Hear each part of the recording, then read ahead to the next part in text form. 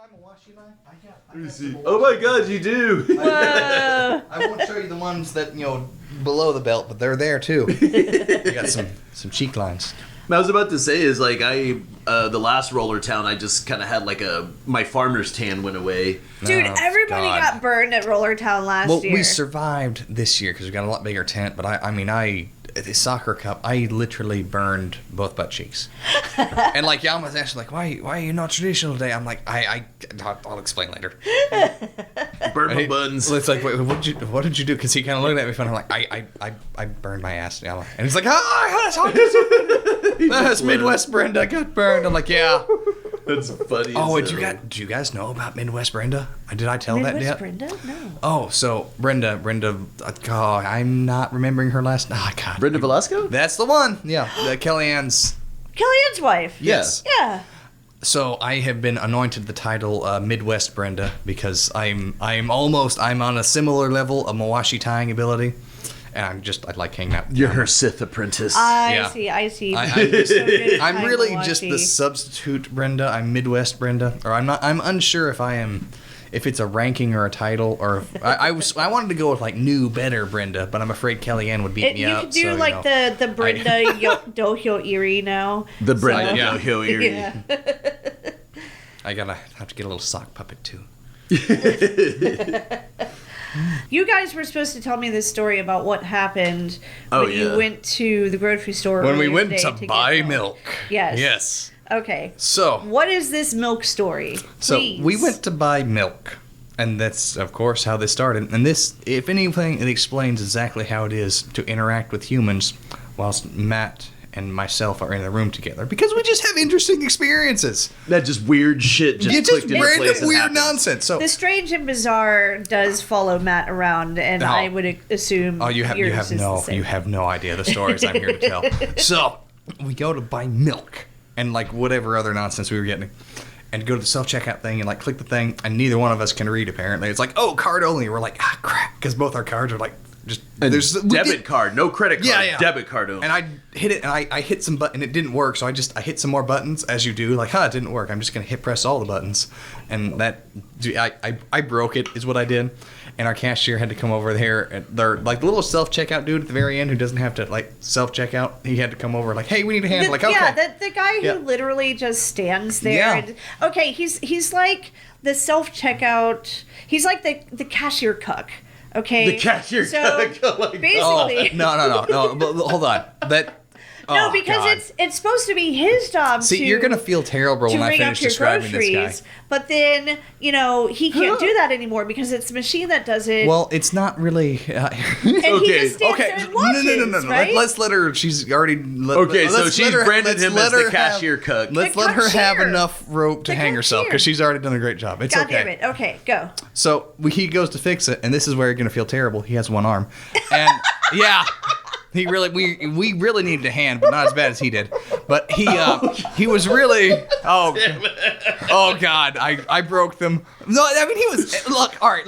He had to come and solve our issue. I only say that because as we were checking out, like, I need a hand just like you guys. Like, he said that. He did. So he said that. My God. No, so that's So what happened was we tried the credit card machine, and after we tried the credit card machine, he was like, oh, yeah, it's debit card only. I was like, sir, I'm so sorry. I don't have as much money on my debit card as I thought, but I got cash, and the self-checkout doesn't take cash. Please donate to Sumo Punx. So we go up to the cashier's little station thing, and so he has to get the receipt that he pulled out of the other machine, scan it, and ring us up. So while he's trying to ring us up, cashier cut chair. Yeah, he drops the receipt. But guess who comes by? I pick it up because I'm nice. Yeah, right at the perfect second, he picks up the little receipt and hands it to him, lets him scan it. No, I don't think you caught me doing this because I realized as I was doing it, I'm like, oh no, don't want to do that because I went to hand it to him and he didn't have a free hand. Yeah, I went to hand it to the wrong one, the empty side, the unarmed side. He just opens the receipts, and holds it. I want to clarify. I'm not this much of an asshole, but he made the joke. Like he laughed. He laughed at the irony of the situation. The guy, and he was great, and I love him, and I hope he does great. It was funny because we get there and he picks up the receipt. He's like, I figured I could give you a hand, and the cashier's like, oh yeah, I need one. Yeah, I mean, he made the joke first. That's the only reason I say this, and we were just trying to buy milk. Okay, listen. All right. In my defense, you don't know. He could also be into cuckoldry. I just thought it was funny because the whole thing, that it was unignorable irony of all of us. The receipt falling, Hunter picking it up, awkwardly holding it in front of the guy to scan so we could ring out. I was trying to hand it to him, and I realized, I'm just an asshole. And then trying to be neighborly just say, oh, sorry, I thought I'd just lend a hand. And he's like, good, because I needed one. It's like, and all of us just looked at each other like, Jesus. We're just like, I gotta go get this milk, and we'll leave now. God. Yeah, it was funny though. There was just like inescapable irony in that moment. I don't remember whatever nonsense I was popping off with some stuff in the parking lot on the way out, and it was great. I don't remember it. It was funny. Oh yeah. Oh my god, I forgot. Do you have any recollection? Because I was just on top of it. I'm normally not that funny. But man, I lost my breath laughing at that shit. Oh my god. I realize this might be hilarious. Here, let's see if this will get picked up on the microphone. Oh, fuck. Yeah, you guys are so bad at high-fiving. What the fuck? Try one more. Well, I know someone who'd be worse. Hit that 3 I do know someone who might be a little worse. Shut up. All right, then. Well, hell, we've now made a reservation. All right. Hello, hell. We made a reservation for 3. I broke Sabrina. I did it. already. He broke me in the damn grocery store. So I'm starting to remember now. We'll be right back. Sumo Punx, Sumo Punx, Sumo Punx, Sumo Punx. Sumo Punx, Sumo Punx, Sumo Punx, Sumo Punx. Sumo Punx, Sumo Punx, Sumo Punx, Sumo Punx. Sumo Punx, Sumo Punx, Sumo Punx, Sumo Punx.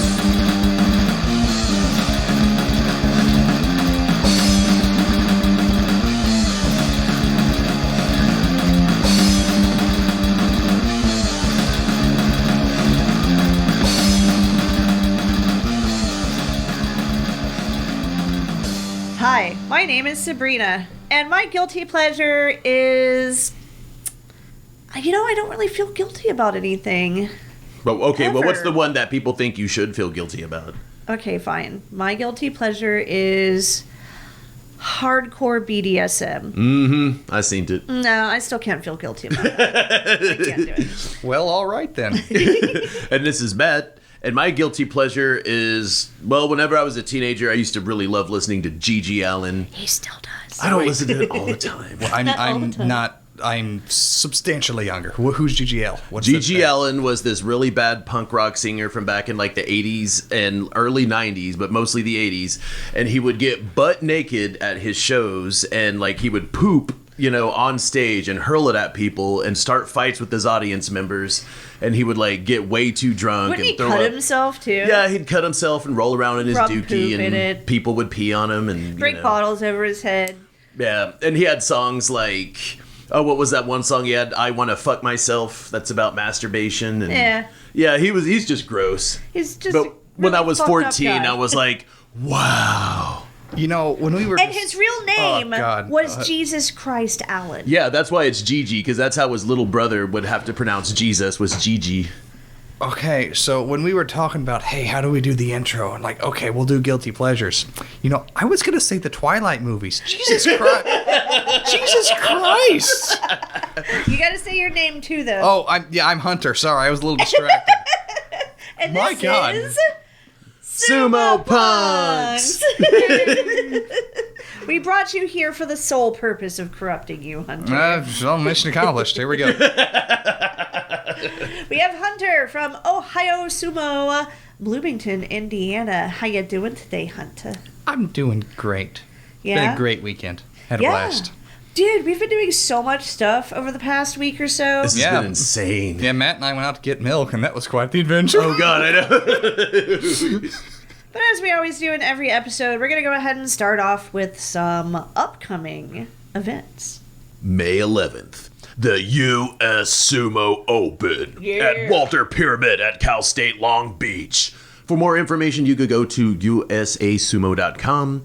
And that's the big LA tournament. Everybody knows about the Open. Anytime anyone Googles America or sumo, that's the one that pops up. Yep. So y'all know. Y'all already know. May 24th through 26th, European Sumo Championships. Not a lot of info on this. You know, we've been so busy with a lot of our, stuff here in Texas and everywhere else within the last couple of weeks. We haven't, and we were in Tennessee with Richard Neal. Yeah, we could have asked him. We could have asked him more about the European Sumo Championships and like all of that jazz, but we're going to have to do that anyway. Besides, Scott Finley's got a lot of stuff going on too. Oh, yeah. So we're going to have to find out what's going on in Europe anyway. So June 1st, the U.S. Sumo Nationals. Going back to San Diego. More information about Nationals is coming soon. Everybody is gearing up. June 21st through 23rd, the European Sumo Championships. And this is again, but more than one. But all of the divisions that they were showing, Are they different divisions? Yeah, those are different divisions. So I think like the different, and there's a lot of European sumotori, so they just probably have to divide them up. Oh, true. And it could be, one could be like juniors, one could be the adults. Okay, here's my advice. If you want to know more about these European tournaments, find a European. Yeah, I know, we just need more Europeans to tell us stuff. So if you're European and you're listening to this and you have your fingers on the pulse of amateur sumo, let us know. And then June 8th, the Milano Open in Italy. I think it's in Milan. Milan, Italy, yeah. Milan, it's Milano and Milan. Yeah. I like those cookies. No, like the Disney princess, Matt. Come on. No, That's definitely Mulan. not that. All right, and then July 27th through 28th, the World Beach Sumo Championships in Baku, Azerbaijan. Got Now, a Sandy Mawashi. I'm not exactly sure what beach sumo encompasses, except maybe more sand but Azerbaijan really does know their grappling, so I'm really curious to see what that's about. Hell yeah. Probably just some interesting tan lines, Yeah. And then August 3rd through 4th, the Scottish Sumo Open in Glasgow, Scotland. And that is Scott Finley's neck of the woods. And he's going to be doing lots of Scott Finley stuff up there. The man lives, breathes, and works sumo. So you got to see what he's got going on I up wonder there. if he's going to have the bagpipes and the That'd be badass. traditional dancers and stuff. No, he's this year. built like He did the last infrastructure for Scottish sumo from like the ground up, and even like helped solidify the infrastructure of just like sumo in the United Kingdom as a whole. So he's a busy He man. is the sumo daddy of Scotland. He is. And of really the whole UK. It's true. And as always, if you ever want to find out more about the world of amateur sumo, you can go to sumo411.com. That is curated and managed by Kellyanne Ball from out in California, who herself is a sumo powerhouse and world medalist. So you will not go wrong. And speaking of sumo tournaments, we actually, for the first time ever, were able to travel outside of the state of Texas for a tournament in Nashville. Where they could meet me. Sakura Cup. That's right. And we got to meet Hunter for the first time ever as well. Like face to face anyway. I mean, we met him at the first Roller Town, but he was... Did we? I forgot about that. Yeah. We did Oh, meet down shit. there. Because that's why I got where that we picture got of him that I used for that was Hollywood the birth, Hunter Hogan. The birth of Hollywood Hunter Hogan. That's yeah. right. Shit. Okay. That's because so he had shorter hair, and you didn't have facial hair back Well, then. my did you? hair can't get much shorter than what it is now. I mean, Yeah. it's... Or no, I- you had longer hair. Yeah. That's what I meant to say. You had longer hair. My hair Yeah. is shaved for those who cannot... Well, I guess this is a podcast, isn't it? My It's hair is audio shaved. platform. Yeah. No, that was... Roller Town last year, it got done, and it was... I know there was like some problems, but I think it was a pretty awesome event. Everybody got sunburned, something awful. You know what? But If something it doesn't was go really wrong at a tournament, that's a bad sign. Yeah, I mean, So- it has to... No, I think it went well, and this year was like fantastic. I will always be down to go to Roller Town because I have a special place in my heart for Roller Town. When I came down here last year, I was just a corner judge for Roller Town, and I was like I was so injured and I had recovered from so much. Like I thought like, God, I don't even know if I can do sumo anymore. But after being around that event and being around the people and everything, I'm like, yeah, this is what I want to do. This is what I want to be around. Hell yeah. And, because that event, I mean, I was essentially just like, I will run full support. Today's not about me, and it was just kind of nice being outside of my own head for a little bit, because that was, and I probably won't tell this story, but that was when I was still like recovering from the ex-girlfriend who tried to kill me and damn near succeeded. Yeah, we don't gotta talk about that. Yeah, we're not gonna talk about that one. Yeah, that was a little rough. Yeah, that was a little Yeah. rough. Yeah, I was out of commission for like a year and a half. But you're here now. Yeah, I'm here now. You know. Went to Roller Town. Got to compete in Roller this Town, year, yeah. which was like twice as big as it was Oh last yeah, it year. was fantastic. I went 9-6. There were only 2 matches, I think, where I made a mistake and I should have won. But I'm not really upset by my performance. And I think like all the guys I competed against are awesome. All the people who did they were awesome. Like we got a lot of really good matches from everybody, and it was just a really great event. And the after party was fantastic, as it always is. But Right.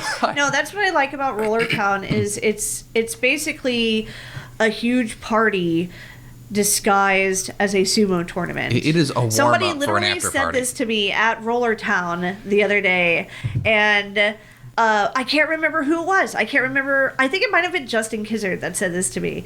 It's literally just a huge party disguised as a sumo tournament. Well, it was great because That I was also the best one, honestly. yeah. And for those of you who've ever like been around me for an extended period of time, you know I don't drink like at all. So and I had more alcohol that night than I had period ever.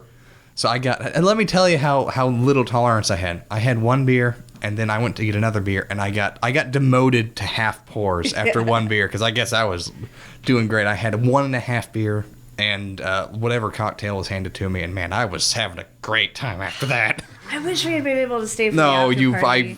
don't 'Cause worry. There was karaoke, and I love doing karaoke. I don't think a level of drunk exists where I could ever start doing karaoke. I don't think a level of blood alcohol content exists high enough for me to ever do karaoke.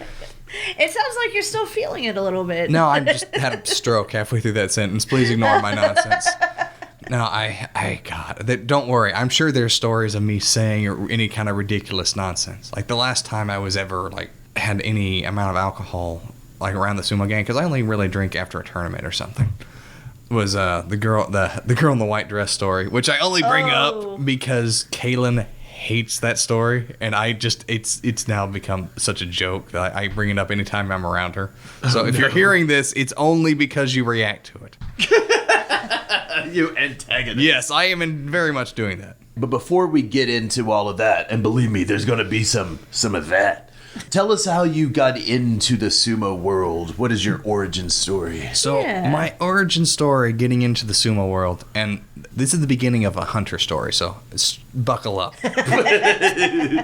I'm 7 or 8. My brother's 5 or 6, or however old we would be. We're 2 years apart. And this is early 2000s. This is back when a family of 4 could go on a Disney cruise vacation thing and not have to sell a kidney. So we went to go do that, and we're boarding on the boat, and we're kids and we're brothers, so we're fighting because that is what we do. And we had one of the crew members who came over to us. This little Asian woman came up to us, like, "Hey, what are you stop fighting?" or whatever it is she said. And my brother looks up at her we weren't fighting, we were practicing wrestling. She kind of looks at us a little funny, and she looks over, and my brother again was like, "Yeah, our dad taught us." And this is my 6-year-old brother saying this, so I love that guy. And because we didn't want to get in trouble, and she just looked at us and looked over at our dad. My dad, he was at the time a bit round around the middle, and she said, "Sumo wrestling?" And we didn't know what that was. We were just nodding our heads okay, yeah. And as a little kid, I remember it being gibberish, but as an adult, I realized she got excited and auto switched back to Japanese. Come to find out, she was working on the cruise, before she went to college or whatever it is she was doing. But her dad was a sumo wrestler over in Japan. I know, right? Oh shit. Yeah, how weird is that? And this was early 2000s, so this was pre-iPhone, camera phone, back I remember my parents had the Nokia brick phones, and I had one of those those things too. were indestructible. I threw it down the stairs once. I don't know why I did that, but but not the point. Is anytime she'd see us on the boat or find us any other time, I still remember she had this little red flip book of like Polaroids of just all these photos of her dad and like the Baya he was a part of it. And she always would sit and like talk to us and tell us all about it. And my brother was a little too young, I think, for it to really make an impact, but I've always been fascinated by it ever since and just been intrigued by it. And the best part of this whole story is, to this day, neither one of my parents know why this random-ass Japanese woman would come up and talk to their 2 young children at this Disney cruise. Like, we got away with it. Like, we did it. We nailed it. But again, Act 1. Here's the beginning of Act 2. So I was in an Aikido cult for a while. Well, hold on. Maybe I'm being... No, we know we're familiar with the cult. Yeah, well, we're maybe I'm... familiar with the Hold on. cults. I might be... Maybe I'm unfair, but I'm going to describe some things and allow you to form your own opinions. Okay. So, Aikido... you had to refer to your instructor by Shihan on the mat or off the mat. Okay. To progress up in the belt system, you have to write essays about the ideology. Every 3 months, you go and train with them at their home dojo in North Carolina for a week at a time. And a lot of the marriages and relationships are orchestrated by Allfather Sanaka. So, kind of a cult. I left that because it was my instructor just...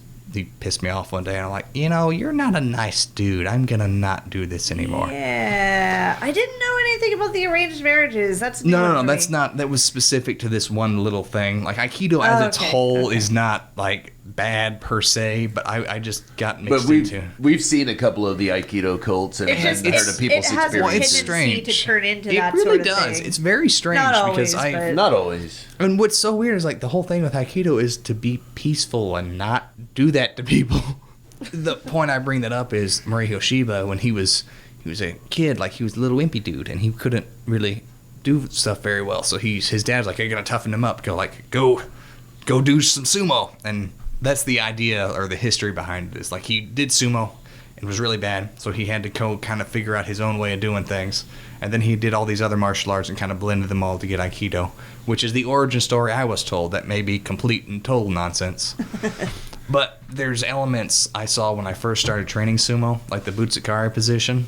It reminds me of like that really wide open L stance they do in Aikido, but that's about it. Like I really think that's more a reference of how much sumo is in so many other Japanese martial arts rather than That's Aikido true. having anything else. Because sumo was really like the building blocks of all of it, and everything Exactly. kind of grew out of there. Mm-hmm. But that's a really long-winded way of saying. So let's break down where we started. I was 8 going on a Disney cruise, and now we're into cult mind virus Aikido, and now we're into how I started training sumo as an adult in my early 20s. Okay. So I found them on the Facebook, and oh god, I forgot about this. So it's been 3.5 years now. But I found Ohayo Sumo because there's nothing in Indiana. Well, there is now. I'm Ohayo Sumo Indiana because I'm real original with my naming scheme. But I got a hold of Nick Biggs, was the one I talked to, and he's like, yeah, we're training over, ironically, in Georgetown, Kentucky. So not in Ohio, but it's in Ohio, like Ohayo gozaimasu, Ohayo. Darius, if you're hearing this is the worst pun ever, and I still love it. So go and train with him, and I go and I pull in, and it's like this what used to be a Walmart that got converted into a mega church. So I'm like, this is probably, like they probably like rented out a room there or something. So I walk in with my mawashi over one shoulder, and this is when I had my like super long hair and my goatee. And I walk in, and it's like a 9-year-old's karate class. And if I had a nickel for every time I walked into a 9-year-old's karate class trying to do some really specific martial art, I'd have 2 nickels, which isn't a lot. It's just kind of weird it's happened twice, right? Yeah. Because when I first started training Aikido, I showed up and I got the time wrong, and I walked in, and this is in Aikido, you have like a jo, which is a stick, and a boken, which is the sword. I was like in the gi with the stick and the sword, and I walked in to this place, and it was like a kid's taekwondo class, and I'm like, oh, I don't belong here. Like the looks I got from the soccer moms, if looks could kill, I'm dead 10 times over. Man. Oh, jeez. Yeah, I don't know how I survived that. But anyway, I digress. At the mega church event where it was supposed to be sumo, the guy walks up and like, I'm looking for sumo. And like he kind of looks around, like, Nick Biggs. I'm looking for Nick Biggs. Like, oh yeah, he's around back. Go back around back. And I'm like, okay. So I go and I drive around back, and I see like this super seedy looking garage, and I'm like, that's what I'm looking for. Yeah. So I go in there, and my first day training with Ohayo Sumo was actually February 14th, 2021. So like Valentine's Day. Oh. And there's a picture floating around somewhere on the internet, which I think I have saved, of me and like the sumo, the OG Georgetown, Kentucky group. But no, I don't think they're even hardly still training at this point. It's mainly been Ohayo Sumo Dayton, and Ben Lacey's awesome. And I want to be very clear. Any things I say do not necessarily reflect the views, thoughts, or opinions of the Ohayo Sumo Association. I get into some bullshit. But no, there is Ben Lacey over in Ohayo Sumo Dayton, and then me. I'm from Bloomington, but my place I'm trained out of is out of Martinsville, Indiana. And we're Ohayo Sumo Indiana. That's how I kind of got into it, and I've never really. It's so strange because it's very difficult to describe to anyone. It's sumo. It wakes up something inside you that you never even knew was asleep. Yeah. It's something ancient and primal and awesome. That need to. I don't know. Like I always called it like roughhousing or like organized, skillful roughhousing, but that need to just kind of prove your strength and your balance and your technique and your skill. Nothing else than what you were born with. Yeah. And then, the mawashi just to cover up your naked bits, and then you just take nothing in there but just yourself and your will to pulverize, Yeah. And I wish it were easier to translate, like what that feeling is, because a lot of Westerners particularly, they see sumo and they're just like, oh, fat guys in diapers or what the fuck ever. Yeah. I don't know where they get diapers, because it's open in the back. Like it wouldn't be efficient as Exactly. It's like I don't remember who said this in the chat, but like I got war thong tan lines, and I'm like, that is the greatest thing I've ever. War thong, hell yeah. Better. Yeah. Right? Yeah, so much better. It's not a diaper, it's a war thong. Yeah. So much better, right? That is way better. Okay, that's going to be my retort from now on. No, it's not a diaper, it's a war thong. Hell yeah. So when did you end up going to your first tournament? Like how far into practicing sumo did you finally make that leap? Well, my first actual sanctioned tournament would have been the JFAX event in 2023. That was by the Grand Rapids guys. But my first time competing, quote unquote, we do the Ohayo Sumo Heritage Tournament, which is just like a little in-club thing. It's nothing ranked, nothing sanctioned, nothing. Just it's an excuse for us all to get together and like a sumo scrimmage. Yeah, a sumo scrimmage on a clay dojo. We did it on a clay dojo. It was kind of cool. It was a great event, but I had. Oh God! See, there's so much context to that story. I'm gonna back up a little bit. Okay. So, again, 2021-ish. Back when interest rates were under 5%, which is fantastic. I'm like, here, I'll go look and see if I can buy a house or something. It'll be great. So I go and I look at you're trying to chase that particular millennial Gen X dream. I gotcha. I was born in 98. Or what's the newest? Gen Z, sorry. I was born in 98. I am an official member of the Black Eyed Peas. I don't know what you're talking about. So I go and I check. There's one in my hometown at Salem, Indiana. I was like, oh, it's a duplex. All right, here, I'll go check it out. So I go check out the one side, and the guys there with me like, this side looks fine. And then I check out the other side, and this side looks like a bomb went off. And I'm from Southern Indiana, so I'm like, they lived here, and this side was the meth lab. So, oh my God. And he's like, hey, do you want to check out the basement? Like an idiot in a horror movie. I'm like, yeah, I'll check out the basement. I go down the basement. He's like, yeah, don't mind the fleas. I'm like, fleas. Yeah, the fleas. Yeah, you heard that faster than I did. Because I was already down the stairs, and I realized, no. Because I feel them. I don't know if, for those, you can't see us, but I'm in room with Sumo Punx. I have a lot of hair on my legs, as you may notice. Those some hairy legs. I got some hairy legs. You got more leg hair than I have I sure do. I have calf hair for days. Anyway. I got the hairiest, though. You got some pretty hairy legs. No, yours are probably a little hairy. Well, then don't worry. They don't stay hairy for long. So, this happens. I get in, and I'm gotta leave. I beelined it back to my family's place because they lived close to there, and it was raining that day. I had my umbrella on the roof. I remember seeing just, and it just as I'm speeding away. Because I got like. Wait, like it fell off the roof and it opened? Yes. Yes. Because of course it would. And I've got them like on legs. I can feel them. They're moving. So I go in their house, in the garage, take all my clothes, put in the washer, turn the washer on, run in there, take a shower. And I got on my legs, like scrubbing my legs, and like I really can't see that well. I'm like, all right. So I start shaving my legs, and I get about mid-thigh on my right leg before I realize, maybe I'm overreacting a little bit. But you can't just shave the one leg. You got to do the both of them.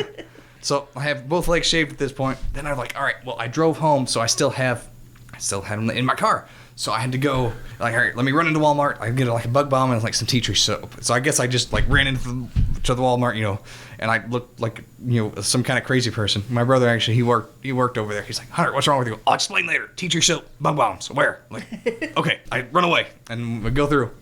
I get back to the house, I get, take out my bug bomb, get out of the car, pull it with my teeth, throw it in there like a frag grenade, shut the door. And at this point, I'm looking at it and I see a lot of smoke, and I then read the instructions and saw it was designed for a 30 by 30 well-ventilated room, not the backseat of a Subaru Outback. So if you're ever in my car and you have a strong chemical smell or see that grease spot in the top, that's what it was. I got it. Yeah, I gassed those fuckers. They are gone. No, My mom would be proud. She just waged got 'em. war against the fleas. So I did it. So I go back to the house. I use the whole bottle of tea tree shampoo, body wash, soap stuff. Like, all right, change in. Just other exercise clothes. At this point, my parents get home, and I walk in. And they're used to my nonsense because I'm constantly getting into stuff like this. Yeah. They come looking at me like, Hunter, you shave your legs? And to provide some context here, my parents they're lovely people. They're awesome. They are like kind of the Midwest, like the live, laugh, love, and laundry. Like that thing is on. Like the laundry room, so like they're lovely Midwest people. They're like, Hunter, you shave your legs? And they kind of look at me, and I can't keep it. I'm like, well, I've discovered a lot of things about myself recently, and they just kind of roll their eyes because they're just used to my nonsense, and they just like I then explain the story like, yeah, that sounds about right. Got attacked by fleas. Yeah, I did what had needed done, and I know what you may be asking yourself. What does this have to do with sumo? This happened on a Friday night. The Heritage Tournament was that Saturday. So I showed up that tournament with my bare-ass legs. Oh, no. Like Toby Zaru style, just like a dolphin. I was dolphin smooth. But you're a little bit hairier from the waist up, too, so you just have no leg hair. But no, I don't have any chest hair. You don't have chest hair? You don't have chest hair. I thought you had like a little bit of back or chest hair. No, I have none. I don't grow hair. I grow calf hair. That's it. I said, you have some hairy-ass legs, but like, man, I don't have hair anywhere. I don't even have like armpit hair. It stops at knee height. See, look at this. I can't even hardly grow armpit hair. Like, I just see. Look at nothing. You. You don't have nothing either. Nothing. Yeah. Do I have the most armpit hair in this whole room? Yes, you have the most armpit hair. Oh my god, I win! Finally! Yeah, I you win got something! Italian Don King in the headlock. Hell yeah! There we go. Smells nothing. great too. This is one hell of a segue. I don't know how we got to body hair, but no, that tournament, quote unquote. Like I took third. Well, I tied for third with Nick Biggs, but this is one of the main reasons I don't like after a tournament. I don't do practice bout. I don't do anything else. I just had a tournament. Now it's time to party. No more battling because we had like we drank Camel, so let's do a few extra bouts. I'm like, yeah, sure. So I do that, and I had high percentage in my knee. Did you breathe in some of that bug bomb? I sure did. Oh, God. No, I did a couple of and it wasn't this person's fault. Like, it was a freak accident. Nobody's fault. But I finished hyperextending my knee really bad, and I just had to let it heal. I had a chest injury that hadn't quite healed right. I had a shoulder injury that hadn't quite healed right. Had a neck injury that hadn't quite healed right. And I was out of sumo for about 3 months after that, just trying to get recovered from that. Then I came back, did great. The next time I competed was that JFAX in 2023, and that was my first one after coming back from the almost dying and all the health issues and going all the way up to 360 and then back down to 285. And I believe it or not, I'm a middleweight most of the time. I'm about 285 right now, but I'm 205 to 220 is where I do my best sumo, generally speaking. But no, I'm working on kind of getting my shit together because that was hard on me that year. But no, let me. You know what? That was kind of heavy. Let me share you a good story, a fun story. Okay. Let me tell you the tale of Sumo for Jesus. Oh, God. no. And this is, well, you guys kind of know a little bit of it already because I gave you that T-shirt. But Oh, man. oh God, It's great. It's an amazing T-shirt. Is It it not? is. You don't see it at first. I didn't. Man. I wore that in public. And no one was aware of the tripod nature. Oh God. Well, I don't know. I don't remember what it was that was said because I walked by somebody made whatever comment to me. I'm like, oh, that was kind of weird. And I look at it in the mirror, like in the bathroom where I was at. And I'm like, oh God, because it didn't come out. It was not. I'll have to send you what the original picture was supposed to be because it didn't come out that way. Not at all did it come out. For those of you who don't know the context of this, it's supposed to be a Sumo for Jesus shirt, which was just, that's what it said on the back was Sumo for Jesus. And then on the front was supposed to be this stylized image of a really cool bout I had where I'm like, what do you call Airbrush. that? yeah, an airbrush. Yeah. Airbrush. And I had a guy Sean, he was part of the Dayton club, and he's great. He's awesome. But he's like, has his hand on my throat, like pushing me straight back, and I'm almost like full parallel with the ground, like trying to stay in the Like Matrix in the style. dojo, yeah. Yeah. And it was supposed to look like a battle scene, but it just kind of looks like he's, aggressively grasping my throat in a romantic manner. Because they gave, for whatever reason, the background they chose was like on a beach on a sunset, and like it's like I mean, It does look kind of romance. it does look novelish. it looks romantic. literally every airbrushed art that I've ever seen has been like a Yeah. sunset beach scene. So. Yeah, well, that's not the bad part. Well, that is the bad part because it looks very suggestive. But then you get to looking a little bit, and like some limbs are pointed in weird directions, and there's what I hope was supposed to be a leg. Yeah. It doesn't look like that, and It it's looks very much like it's a hog. It's like a quite third leg. quite phallic. Yeah, and it's hanging right where you don't want it. So, oh God, That's not the Sumo for Jesus story. That's just some That's other just the shirt. nonsense. That's just a shirt. That's that the we had. introduction. Okay, so That's how we what- got introduced to Sumo for Why Jesus. Sumo for Jesus? Because this is your handle on Yeah. the social media. Yeah.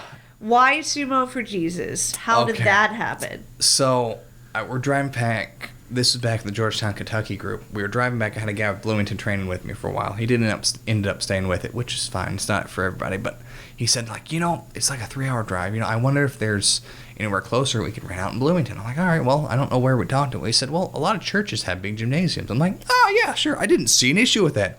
So I go to, and I cannot for the life of me remember which church I went to, but I went into the church to talk to the guy. The guy and the church, the wizard would, or not the wizard. No, The cleric, the preacher. the preacher. Yeah, cleric was called, not the wizard. Paladin. The paladin. Yeah, the paladin. The wizard. The preacher wizard. Oh God. One day I will remember how to say words properly, and I've learned the autocorrect. Roll for initiative. Yeah, the autocorrect in my brain is not to be trusted. All right, so the preacher wizard. Yeah, he's cast The level 2 wizard. smite. No. Yeah, the level 5 cleric entered the chat. No, I go in and I talk to the guy like, hey, could we rent out this area for a couple hours every other Saturday? Like, yeah, sure. Here, what are you guys planning on doing here? And like, sumo wrestling. Or like the cardigan got readjusted. I'm like, God, this got rejected. He's like, well, we really want to keep it very, very church oriented, very, very faith based. And I'm like, and I say, without missing a beat, not a second of hesitation, that's okay, because we're Sumo for Jesus. And see, you guys are laughing. You get I'm joking. This poor man did not. And he answered it when whatever like the correct way of answering it was like, how has this brought you along in your faith journey of faith or whatever it is, like the super wholesome correct way of answering it. And I'm like, I left. What do you do? Like, what do you do at that point? I just left. I'm like, I'm sorry. I left. I was in too deep. So I tell this story to the sumo gang because they're also at this point they didn't know me too terribly well, but they kind of got the impression I got into some shit. And I was actually Ben who I told this story to, who found it hilarious, and he designed the Sumo for Jesus shirts. Not the one I previously described, but one that there was only one print of it made. It was relatively basic, just the cross inside a doyo ring, and like some color splashes and it said Veritas, I think, on the back, which I'm not exactly sure what that means. It's something in Bible, but I'm... Okay. Veritas This is giving me truth. ideas. Is it? I have to design a Sumo for Jesus t-shirt now. And I want that's it my to thing. be No. Jesus in a mawashi fighting, like, the devil or whatever. Or... See, it's so funny you mentioned that, because I've said Sumo for Jesus around Jake Poirier, Yeah. Iowa Jake. Yeah. And he's like, Grand Sumo Breakdown. yeah, he's like, we've got to start like Sumo for Satan so you can have some real competition. And I'm like, well, first of all, no. That's Matt. Yeah. I'll be Sumo for Satan. Well, first of all, no, but okay, it gets so much worse. This is just the beginning of Act Do it 1. for the lulz. Oh no, it gets so much worse. This is just the beginning of Act 1. You have no idea. So, I have this shirt, the Sumo for Jesus shirt that the wonderful Benjamin Lacey designed. And my coworkers all at work, they knew I did sumo, and they kind of knew I got into some stuff. And they thought this was hilarious. Like, Hunter, we want shirts. I'm like, okay, I got you shirts. So we get like 40 Sumo for Jesus shirts. Oh my and God. yeah, and we all wore them on Thursdays for Sumo for Jesus Day. Yeah. Oh, it Made gets a whole better. day out of it. It gets better. So I get called into corporate HR, informing me that it was inappropriate because I had a manager who hated me and I didn't like him either. But I get called in corporate HR and I'm informed, hey, you know, this is it's inappropriate to wear graphic T-shirts to work. And I'm like, oh. And I couldn't do this twice because I said with a completely straight face, well, this is an expression of my faith. I'm a follower of the Church of Sumo for Jesus. Like stone cold, locked in. God. No, yeah. And what do you say to that? Because they're like, it's in their policy. I read the policy before I went in there because of course I would. You know, complete and total religious tolerance, no matter how much ridiculous. So Thursday became Sumo for Jesus like Day. Some Matt shit too. Oh no, it gets so much worse. Yes. It gets so much worse. So that manager still hates me, but I got away with it. Thursday became Sumo for Jesus Day. So, That's all right, fucking great. I know, isn't it great? And all right, so end Act 1, beginning Act 2. I'm up in Dayton, Ohio again, and it was right after the time change. I get the time wrong because I can't count apparently. So I'm like 2 hours early for practice. So I'm just walking around the mall in Dayton, Ohio. And I see the sweet little old woman selling these John 3:16 shirts. I'm like, oh, do I have a story to tell you? Oh no. I tell her this story. She gives me a business card. She wants to sell Sumo for Jesus shirts. I'm like, yes. So I give it to Ben, and something happened where they weren't interested anymore, but that would have been amazing, would it not have been? Oh my God, selling Sumo for Jesus shirts at the mall. In Dayton, Ohio. Oh my God. You know, she spent a lot of time in Dayton, Ohio. I spent a lot of time at the mall in Dayton, Ohio. I probably know where I'm talking about then. Yes, Like I've literally gotten laid on the picnic tables in the break area right outside the JCPenney of that mall. Okay then. You know, I thought like, man, I've kind of been a little over the top with stuff I've said. Then you guys pop off with something like that, like, yeah, I'm good. No, you're in good company. Yeah, I think I'm. Okay, from the ages of, what was it? I think it was like 14 when I first moved there to 18. I lived in the Dayton, Ohio area. And toward the end of it, I was dating this guy whom my parents hated, and so I would like get on the bus every day to go hang out with them, and we didn't really have anywhere else like we could hang out, so we would just go to the mall and just spend all fucking day at the mall. And so he ended up becoming homeless because he got kicked out of his place. I know, I really know how to pick him. And so I wasn't going to comment. I was thinking some judgmental things. I didn't say a word. Let the record show. as a horny teenager, of course, I still wanted to fuck my homeless boyfriend. And so he was sleeping on the picnic tables in the break area outside of behind the JCPenney. And, you know, what do you do? What do you fucking bang do? him on the picnic table What at do the you JC do? Penney's or the Yeah, break room outside it was the better JC. than the time we tried to do it outside of the Waffle House, which I'm positive was not the first time that had happened. The at that Waffle House is That's an arena America's meant for Diner, fighting. everyone. The Waffle House is where you test your strength and your skill and the kumite. That's what the Waffle House is for. The Waffle House is not for lovemaking. More like Kumite. So, Sumo for Jesus. I'm just gonna derail this one because I don't know where to go with that. I still remember my first White Castle. It was White gross. Castle. Yeah. Have you ever had White Castle? Oh God, is this a euphemism for something? Luckily, no. No, it's a fast food. You know what? Sumo for Jesus. Come Okay. on, finish the So story. they don't end up selling T-shirts. Would have been amazing. So I would all right. have bought one. Yeah, right. Don't worry. There's more. So, into Act 2, Act 3, beginning. I'm calling to set up my internet. That's seriously how this starts. And I'm on the phone with him. I'm like waiting like 20 minutes on hold. And she's like, "I'm so sorry, you're still on here." Is the girl's talking to me? She says, "Yeah, I see where you live over there. This is where I don't know why she became an old woman in this memory. But like, oh yeah, I see where you live over there. Like, me and my ex-boyfriend used to do pro wrestling out of there." I'm like, What? Yeah, I know, right? I'm like, oh, well, you're never gonna believe this. I actually do sumo. I was like, oh, that's great. Here, you out of Bloomington. I'm like, yeah. She says, so here, you check out the warehouse in Bloomington. I'm like, what's the warehouse? So I look into it. The warehouse in Bloomington is a Christian nonprofit for recreational sports teams. I'm like, perfect.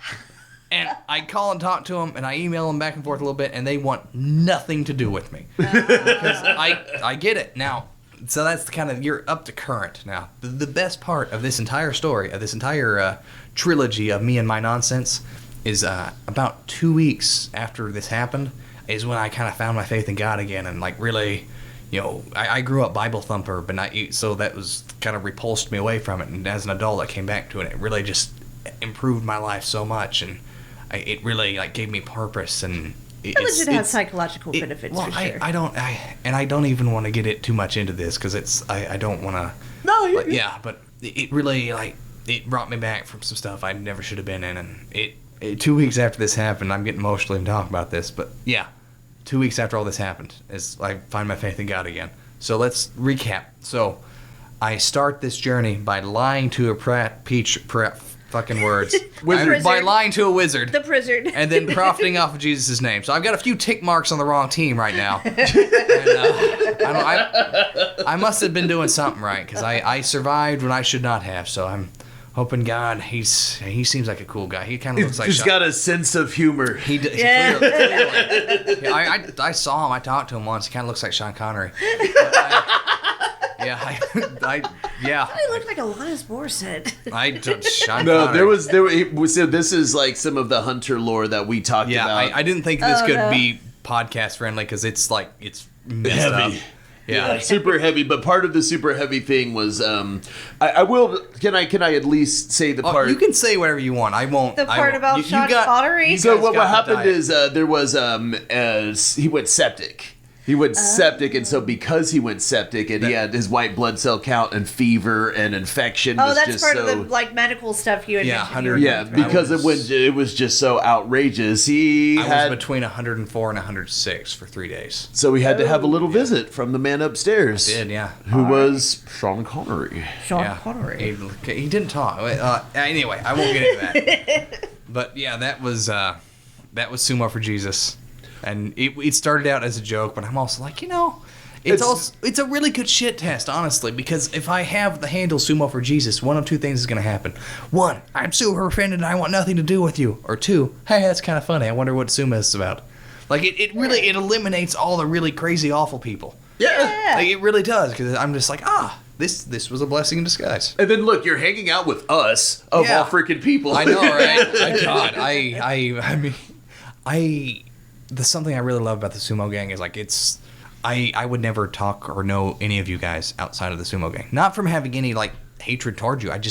We run in different circles. Yeah. And I think But it's so sumo wonderful. brings people together. It does. It is one of All the kinds most of people. genuinely unifying things like I've ever been around at all ever. Hell yeah. Like I kind of told like my Indiana guys like, all right, rules of sumo, no rules, race, religion, ideology. Just it's all about sumo, and Griffith is an asshole.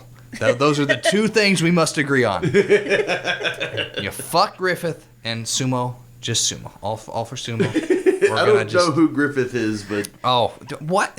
Griffith from Berserk. Oh, yes. that Griffith. Okay. Okay, that Griffith. That would all make sense. Oh God, I hope there's not a sumo Griffith. Is there one? I mean, there's some guy with the last name Eric Oh, Griffin. no, he's Eric. Griffin. He's Griffin. Well, whoever Okay, you are, okay. Eric, I'm sure you're great. I was referring to the timeless classic created by Kento Miura. That's fine. We're going to start a new podcast called Sumo for Anime. Yeah. And my anime and God. manga. And you can come on our episode about Berserk for that. Yeah, so Griffith, we could say there was a 100% chance of fuck Griffith. Yeah. Yeah.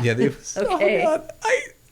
So we were at the JFAX event when my first tournament. I was there and I was trying to help set up and do stuff, but I was over there and I had 4 or 5 people come up to me like, "Oh, have you ever seen this sumo anime called Hino? Oh, I don't even know what it Hinomaru. is." That's the one. Yeah. And the first one, I was like, yeah, I couldn't remember the name, obviously, but like, yeah, I've seen it, or like whatever it was. And by the third one, I realized I need to say no so they can be excited to show me something. So I was like, no, I haven't seen it. Like, yeah, you check this out. It's blah, and it just all worked out. I'm like, all right, that's the correct answer. The first 2 I got wrong. I'm sorry. I think they were, God, I don't even remember what they were dressed as. But whoever you are, I'm sorry. I was a jerk. I didn't mean to be. But I just like, yeah, I've heard of it. Like, no. The answer is no. That way, when someone's excited, they can share that excitement with you. Or, I don't know, sometimes I'm so obsessed with things, like, they're like, oh, have you seen this? I'm like, oh, fuck yes, I've seen this. What you got? Yeah. So earlier you mentioned a different story that you can't tell because it annoys Kaylin. Oh, no, that I tell specifically because it annoys Caitlin. So this is Okay. the girl in the white dress story. So, Okay. all right. The girl in the white dress story was an event that the Grand Rapids Sumo Club was a part of. It was, let's see if I can get this acronym right, the ASU-GVSU, which was the Asian Student Union Grand Valley State University Lunar New Year. There we go. Hope I didn't butcher that. So I came up there with my dohyo and some extra mawashi, and we went up there. It was me and a handful of the Grand Rapids guys and a few others who I don't remember terribly well for reasons I'll explain later. Oh, the Chicago guys. Yeah, that's right. What they did was they were doing whatever their event was, and Lunar New Year, and it was really pretty cool. I didn't quite understand what was going on, but it was cool to watch. Yeah. And they had the last section. They're like, oh, here we're gonna have like the traditional clothing from each country, and they're gonna do like the fashion thing. They'll like do the walk, and then they'll walk out, and then everybody will walk out together, and they'll hold hands, and you'll do the bow together. Oh, nice. So they did that, and then they asked us like, hey, do you guys want to walk out there in Milwaukee? So we're like, yeah, because of course. Why wouldn't we? Yeah. So we walk out there in Milwaukee, and we go out in the middle, do the Ginyu Force pose, then walk back. And yeah, we did that. They didn't know we were doing that. So then we were the last group, and then Gabe had talked to the group of girls in front of us. They asked like, hey, do you guys want us to like carry you out on our shoulders on the way out? It's Gabe Unick. Gabe Unick, Yeah. yes. Yeah, exactly, yeah. Because very Gabe thing to ask. And the girl in the white dress was like, I don't know, I'm really heavy. And I'm like, you're like, and this was maybe 100 pounds. I'm like, and so I just go and like pick Gabe up, and she's like, this is the only time in my entire life I've made a woman make this noise, is I picked Gabe up and she went, ooh. Like I've never had that experience ever. That was kind of cool. No, they do that, like, oh, and then like we're over there just having this conversation, like, and they're like going through to like go out and do the bow. So they go, and like it's me and the girl, and they're going head forward. I was under the impression they went around the corner, and the other three of the guys had picked up the requisite person, and we're walking out there. I walk out there last with the girl in the white dress up on my shoulder, like picked up over my head almost, because she's like really tiny. And I'm walking out there, and I guess I'm the only one who did it. Oh. Yeah. No. Yeah. Oh, no. Oh, it gets so much worse. And I didn't realize this because Yama was here for this. Yeah, this was in front of Yama was Yama. there? Yama and the Chicago guys, and all of them are over there. I carry this girl out there, and like the sumo guy, they're such guys. They're just like, yeah. I'm like, oh, fuck you guys. So we go out there, and I go like set her down, and like I'm kind of out of it, so I'm at the wrong side. So we gotta go rearrange. Like, okay, bow, left, gone. And like, do you know how obvious it has to be for me to notice that this girl was watching me the whole rest of the night? I'm gonna blame me like immediately losing my first bout in the little mock tournament we did on that. But no, that was That was kind of cool. And this is the part that annoys Caitlin. So as the night went on, I'm kind of paying attention because she's still watching me. Or at least I think I am, because I have all kinds of ego. But I see there's this little scrawny kid with like super red hair. And he's like right around her. I'm like, this might be a boyfriend. So to test my theory, at the end of the event, they're over there taking pictures. And I walk about 6 feet closer to where she is and where she's looking over at me. And I see how much, like, the guy, like, arms wrapped around, like, looking over at me, like, it's like, oh. Like, so this is a boyfriend. Now, I didn't do this, but I wanted to, because I have done shit like this in the past. I started to go up to her and, say, hey, I didn't get a picture when I was carrying you out on the shoulder. Do you think we could recreate that and I'll have the picture? And I hand the boyfriend the phone and pick her up on one shoulder and have him take the picture. Because I found if you hand people a phone, they will normally just take it. It's true. I don't know why. And they'll take that picture. Yeah, they will. And I didn't do that because I want to be invited back to the ASU event because it was a cool event. It really was. And I need to not cause trouble. And I tell that story specifically because it really annoys Caitlin for some reason, and I just find it funny. Oh, jeez. Because so the story of me fumbling the girl in the white dress, that was, and I'll say it just like that whenever she's around me, and she just kind of rolls her eyes at me. And Caitlin, if you're hearing this, I love you. You're great. Don't worry.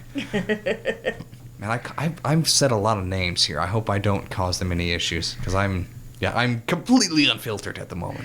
You're fine. You're fine. It's fine. Yeah, I genuinely try to get along with everybody. Like, I love all you guys. You're all great. No, you did such a great job earlier today helping us out with the training seminar that we had with Yama. Oh, yeah. Especially after Matt, ended up hurting his knee again. The same freaking knee. No.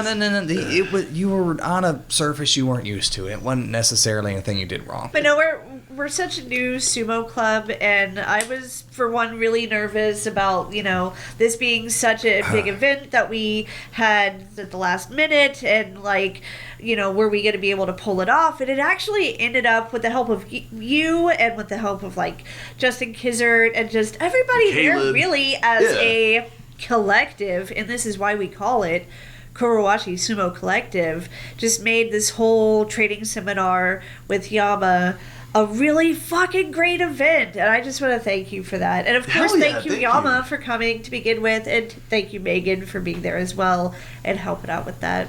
Yeah, I understand. Thank you, everybody. I'm really pretty fantastic. I get it, and and I'm humble too. No one's as humble as me. I think it was actually here at Rollertown last year where that joke first got made, because that was when Jake and Poirier and I didn't really know each other very well. And I don't remember what grandiose nonsense I said, but he kind of looked at me funny. And my next sentence was and I'm humble too, just the most humble. No one's more humble than me, and it became a joke after that. But I've learned I need to kind of be careful who I say that around, because you've not been around me very long. It just sounds like I'm just a grandiose asshole.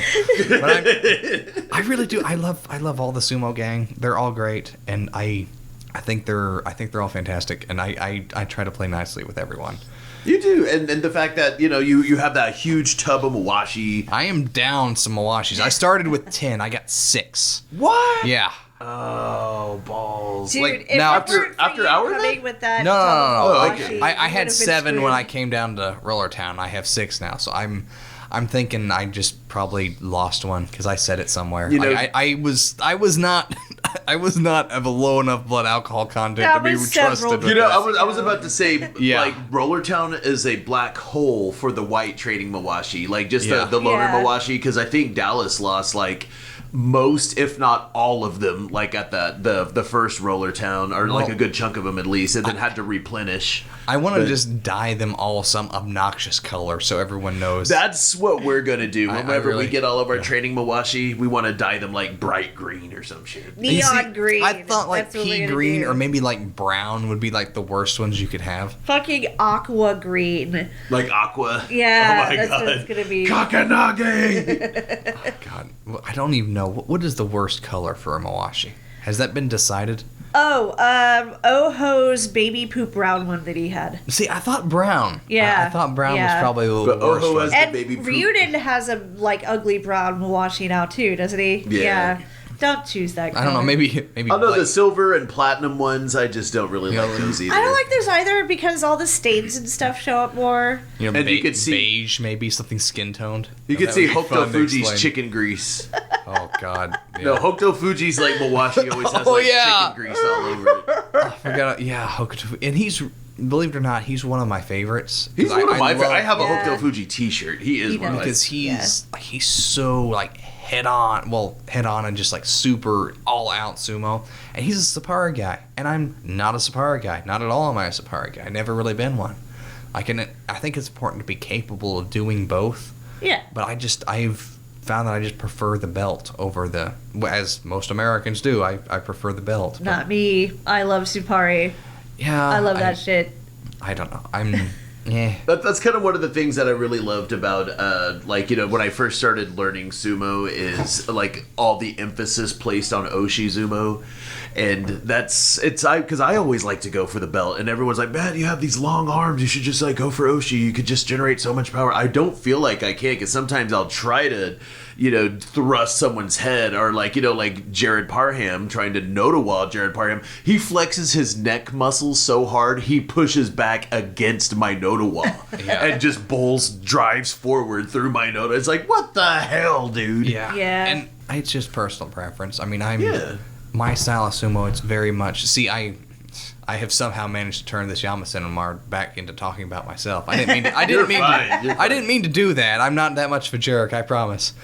No, I just my style. It's very much just been like head on, straight back. Just I try not to do anything fancy. Try not to get thrown. Just head on, straight back, and figure it out as I go. Railroad them. Yeah, yeah. Well, you did end up getting your Kachikoshi at Roller Town. Yeah, Right. I mean that was. So it seems to be working for you. Well, I don't remember if I said this earlier, but I had 2 matches where I just made a mistake and I should have won them, but I didn't, and I'm okay with that. Like I recognize what I did and I can fix that. Bueller? And there's 2 of my 4 remaining losses were to Angel De La Torre, and he just absolutely outclassed me. So that's good because I now know I have the mountain to climb. I have that level to compete against because I really don't like going into practices where I'm beating the people I'm practicing with. Yeah. Like, that's why I really like the Dayton guys because they have figured out my bullshit. So I have a very hard time winning very many training bouts because You gotta figure out how to win. Well, they know how to fight me, which is good. I mean, that will make me better. Then I had a loss to Hayden, and another loss I don't remember, which I probably will as soon as we stop recording because I'm just. A big That's old how it jerk. happens. Yeah. Yeah, but Hayden, that match with Hayden was interesting because I told him hit me hard, I wanna, because Hayden's pretty good. We cracked together, and I couldn't overpower him. All right, so I tried to throw him. And he was solid enough I couldn't throw him. All right. So then I kind of went the leg straight up throw, hooked his leg and went straight up. All right, we're going to find out who's more flexible. I was counting on it being me, and I got the throw started doing that, and he pulled me around, and I landed first. And I'm well played, good sir. Yeah. I lost that one. Yeah, I remember that one. I think I Yeah. got some really good pictures of that one too. Yeah, and then probably my favorite match. Oh God, this could sound awful. Probably my favorite match I had the whole time was with Itan Perez. Oh yeah. And I just I think the world of her. She seems to really like me, which is great. I think she's wonderful too. But I go in there, I felt so bad because I'm it wasn't I was trying to all right, here, I can just get the belt and maybe I can just run her straight back. She's pretty solid. Yeah. Yeah. She's strong. Yeah, I just kind of go to kind of overpower and go straight back, and she does that lean back thing at the edge of the toe. I'm I'm gonna fall on you. I'm so sorry. And I'm trying to not oh, I just about broke the mic. I'm trying to not crush. They're all right. I land on her. Are you okay? Yeah, I'm fine. Okay. So we get up and I go there. I go to her I'm so sorry, and she's just laughing at you hurt me. And they're God. She's fully committed. I'm oh God. She does that to me all the time. Yeah. But I tied her Mawashi and she forgave me. So Aw. that's. That's another thing about, I don't know if you can see the bruises on my arm. Oh, if wow. you don't get bruises on your arm from tying the mawashis, are you really tying mawashis? I know. Look, like I constantly have like bruises on my arm from mawashi tying. Right the bend of my left elbow where I put it over my forearm to you see, yeah, that's squat down. You can see mine like right Yeah, there. yeah. That's So- a very sumo thing. Yeah. That, like Hawaiian shirts, that bruise on your arm, like Hawaiian shirts, Crocs, and I'm gonna say this. I've never seen another sport where everyone wears frickin' Crocs. I know, right? Yeah, what the fuck? Crocs, Hawaiian shirts, and this one, and I'm looking at both of you in your eyes. So your reaction to this, I love this reaction because it's like, oh, that's kind of weird that you say that. And then there's that pause of slight recollection as you realize, holy crap, this is true. Have you noticed in a group of like 20 sumo wrestlers here in the U.S., 20 Amazumo, in a group of 20, at least 6 of them are either dating or married to a Filipina or Filipino. Huh. See, there's Sabrina's reaction. Yeah, I'm I'm trying to think, like, who do I know that is... But Matt, you said yes immediately. Well, I guess we had this conversation earlier. Yeah, because I could think of like a couple like just immediately offhand. It's like, yep, and this is like all over the country. Yeah, and it's not like it's not a bad thing. Like I'm not saying anything negative. I don't know what the overlap It's statistically significant. It is, yeah. and it's noticeable. I don't know why. I mean, but look at you got Matakayumi and Takayasu as well. Yeah. Well, yeah. I mean, but that's pro sumo. Like, But that's what I'm not saying really... is like I'm sure sumo is like pretty popular in the Philippines too, and then like and man, there's if you want to eat some really good food, there are lots of Filipino restaurants around here. Yeah. So that's what I mean. It's just statistically I significant. will die on this hill. Filipino food is the best in that area of the world, and I will die on that hill. Like it is just it's phenomenal. Man, I don't know what it is about lumpia. But lumpia, Right? Yeah. Right? That was immediately the one that came to mind was lumpia or blah, blah, blah, blah, blah, or like pork adobo. Yeah. But now that I've said that out loud, I hope all the listeners of this will also ask this question of what is the connection? Because it's not a bad thing. Like I have nothing negative to say. I'm just like it's entirely possible that I'm completely wrong and this is coming out of nowhere. Yeah. So maybe this is true, or maybe it's not, and I'm completely wrong. But the Crocs and Hawaiian shirts are definitely the two I notice more than anything. Yeah. And the one I just find funny. But to end our very interesting conversations that we've been having. tirade. Yeah, weren't we supposed to be talking about the Yama training, and I just completely derailed it? It's fine. It's fine. I say that while wearing a Hawaiian shirt. That's a very cute Hawaiian shirt, by the way. Thank you. With the I little designed sumo it. wrestlers. I Really? did it myself, yes. Wow. I was also informed by Yama that you do not want koi fish or dragons in any way associated with sumo, because that's like a Yakuza thing. Yeah. Yeah, I didn't know that. Chickens are good, though. You can put chickens on there. Oh, God, I don't think I can. Oh, can I work in an ex-girlfriend story, or is this? Are we going too long? Because you just reminded me of the egg You story. can work in an ex-girlfriend story. So, girl I dated in high school. She said chicken, so it reminds me of the egg story. Now we're like 17 and 18, and I get a call from her, and she did not understand the concept of eggs. Oh no, you got no idea. It's awful. So it's a representation of how great a job the education system does. Oh, yeah. So she calls me like, what are eggs? I'm like, what do you mean what are eggs? Like if I keep an egg in the refrigerator long enough, will a chicken hatch out of it? Yeah, they said that. I said, well, no, hold on. What do you think eggs? Like eggs are like they're the. I'm trying to explain this to her, thinking she's joking, but no, I was thoroughly convinced that eggs just didn't like. Where do grocery stores get eggs? From farmers. So I've been eating baby chickens. Like, well, no, they're not fertilized yet. And she's just like getting more and more hysterical. I'm like, no, the one that kind of that finally got her is just like, so if I keep an egg long enough, will a chicken hatch out of it? Now, at this point, a good boyfriend been like, well, no, sweetheart, that's not quite how it works. You know, they have to be fertilized. You know, they have to be under heat lamp. Like, there's a lot of conditions that have to happen. But I was 18 and kind of a little shit. So I tell her, no, that's not how it works. Like in the refrigerator, it's stable. They require activation energy. You have to just take one and put it in the microwave for about 10 minutes. Oh, no. Oh, yes. For those of you who don't know, if you put an egg in the microwave, it blows up. It just explodes. Yeah, yeah. So she did that, and like in another frantic phone call, it's like, I just killed a baby chicken murder. Oh God, no! I'm like, why? You put it on convection bake, right? She's like, no, you didn't tell me to put it on convection bake. I just eventually, she figures it out, and she didn't talk to me for 2 weeks after that. I don't really blame her, but I also don't feel bad would do it again. But That's some shit that I would do. It's like we convinced God. so my cousin had a baby whenever she was about like 16, 17 years old, and I was about like 19 at the time, and I lived at this really like crappy punk house. And so after she had her kid, she was breastfeeding and stuff like that. But some of my friends that went to high school with her, because I went to Norman High, she went to Norman North. And some of my friends that were her age thought she was kind of fine. They were like, oh, dang, Teresa. So anyway, we went to the Greek house. That's like probably the best place to get gyros in Norman, Oklahoma at the time, And so they had feta. They made their own feta there themselves. And wow. Yeah, you could pay like, $2 and you get like a huge freaking thing of feta.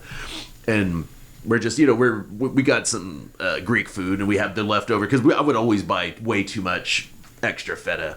Anyway, so everyone's at my house. Everyone's getting kind of drunk and like, I just kind of have a good goofy idea. I start, talking to my girlfriend at the time. Her name was Layla, and I'm like, yeah, we talked to my cousin Teresa today. Yeah, she gave us some breast milk, and we're like, what would you do with that breast milk? Or it wasn't even today. It was like I would say like a couple weeks ago. God, all right. And yeah, so she gave us. Yeah, we got some breast milk from my cousin Teresa, and then we went to the health food store and we got some enzymes, and so we decided to make this human breast milk cheese.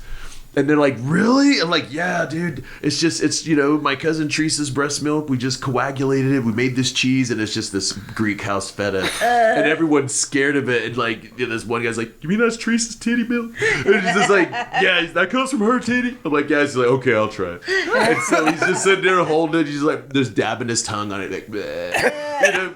And he's just so freaked out. And so eventually they're eating it. They're like, this is so good. It's like, but we could put this in coffee. It's like, oh, no. I would seriously put breast milk in coffee. If it's so rich. It's just so good. They were all about it. It's like, it's way saltier than that, Oh, God. But see, my chicken and egg story didn't sound so bad now, huh? We let them believe it for like a good 2 days before we just eventually. I was like, dude, that was Greek house feta and titty milk cheese. It was just. God. I was genuinely concerned because I'm like been really, really unfiltered. You're hearing my inner thoughts, and then I hear something like that. I'm like, I think I'm okay.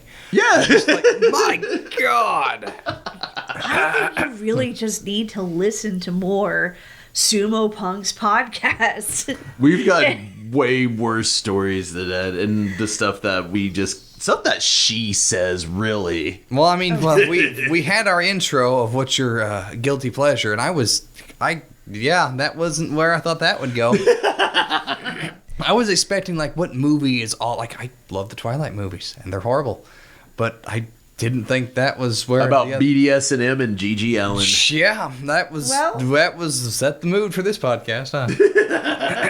Well, if you do want to listen to more Sumo Punx podcasts, you can find us on all the different podcasting platforms, pretty much all the ones that people actually use.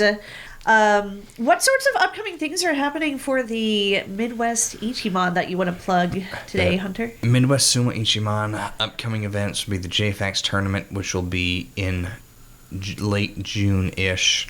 Beer City, also Grand Rapids, up in that area, September-ish. And then my event, which is the Midwest Sumo Open, which will be probably mid-November this year. Nice. We like the tournaments that happen in the cooler months. Oh yeah. Well, yeah. This one's indoors, like the Midwest Open's indoors. Even better. Yeah. We love indoor tournaments. Yeah. I have always said air conditioning is the best modern human invention. True. Yes. True. Absolutely. But if you want to find us on other places on the internet, you can find us on all the social media, the Facebooks and the Twitters and the Instagrams and all that shit. Where can people find you? I'm not good at the social media. I'm on the Instagram. I am at Sumo for Jesus.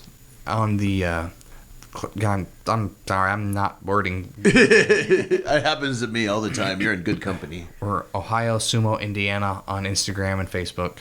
And for all of you who are listening, thank you. And if I talked way too much about myself, I'm very sorry. But if you get me going, I keep going. No, we love you. You're good. You're all good. We specifically had you on this show so that you would talk too much about yourself. Yes. And if you like this episode, please give it a 5-star rating. It helps other people find us and enjoy us as well. If you want to buy some of our merch, either Sumo Punx merch or just, general sumo themed merch, we have a Redbubble and we have a TeePublic. You can find those things there. Matt swears he's going to get the Fuji shower curtain. That's going to be my next shower curtain. We'll see if that actually happens. But I think that's pretty much it, right? All right. For the purpose of being full transparency here, Sabrina talks with her hands a lot, and they've been flying around. I'm a lot Italian! during I this. was about to say, she's Italian. She has I'm to. Italian. Oh, well. It's a wonder how I never hit my I was microphone. right? amazed because you just haven't touched it at all this entire podcast. I'm like, wow. you nailed it. Someone told me they saw like a young Italian couple like kind of having an argument in the park, and it was like one guy having to hold 2 little ice cream cones while his girlfriend wildly gesticulated. And until next time. Yeah, I got nothing. Bye. Let's end on that note, shall we?